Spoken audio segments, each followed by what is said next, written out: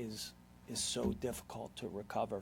So, that's something that we have been committed to doing, and nobody has done it more effectively than Marissa. So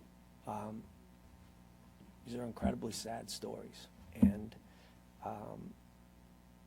although they both led to addiction, they took different paths to getting there, and it is too common a story that we are hearing throughout our county.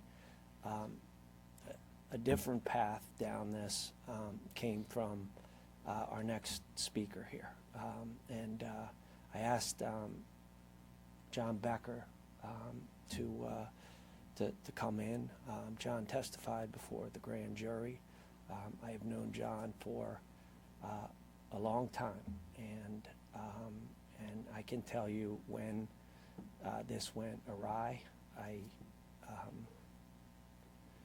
had trouble believing it, that it would get hold of someone like this, and somebody who I thought so highly of. So I'll turn it over to you, John. Good afternoon, everyone. First of all, I want to thank District Attorney Steele for not only asking me to be here today, but to participate in the grand jury process itself.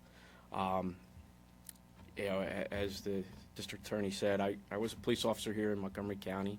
I was a detective sergeant, and at the age of 41, I developed some pain issues, some medical problems, and I was prescribed opioid pain medication. And my journey from first pill to last pill was only 13 months. In those 13 months, I became an addict. I did things that police officers are not supposed to do. I broke the law. I became a criminal. And at the end, I was lost. And one of the things that's been mentioned here a couple times is stigma.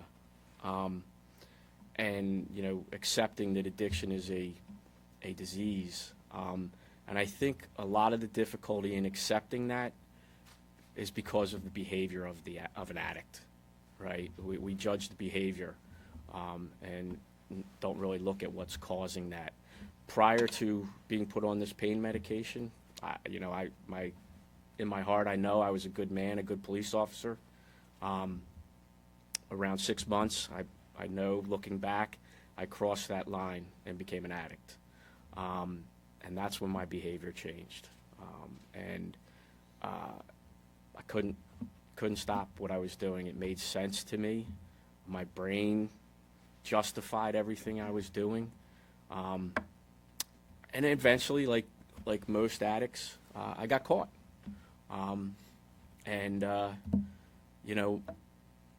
The results of my addiction were manyfold. The loss of my career, the pain and suffering that I caused my family, the embarrassment, not only to myself, but to the department, to law enforcement, to the district attorney's office. First responders, police officers are not supposed to behave like that or have those types of problems. But what I can tell you is they do, and I'm speaking not just from my personal experience. After getting caught, I went into treatment, and the positive thing for me too was around the same time I got caught, they finally figured out what was wrong with me, and were able to put me on the right medication protocol to take care of the problem and get all. I don't need narcotic pain medication anymore, but I was an addict, so I had to take care of that. I went to treatment. I spent 34 days in residential treatment, followed by an intensive outpatient program for 3 months. And I was involved in a program that was specific for first responders. I think I thrived in that recovery process.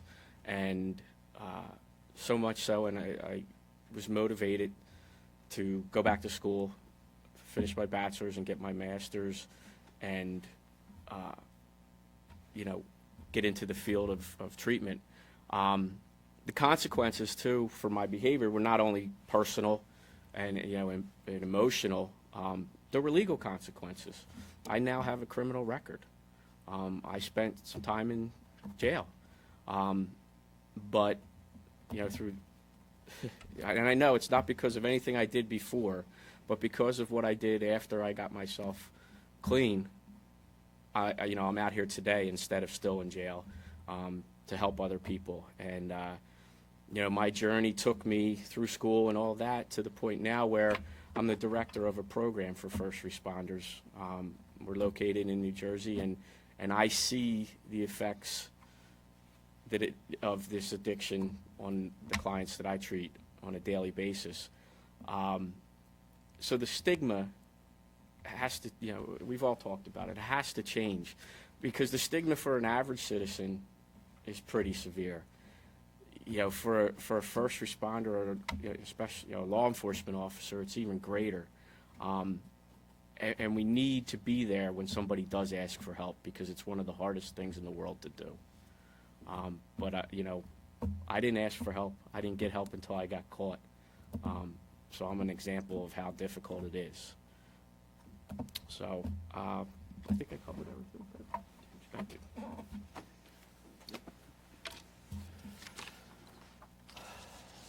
So, thank you. And I asked John to back clean up here, because I think it's a story of hope, and I think it's something that we all hope that those that have gone down this path can recover from this and do this, and not end up like so many people in Montgomery County are at this point.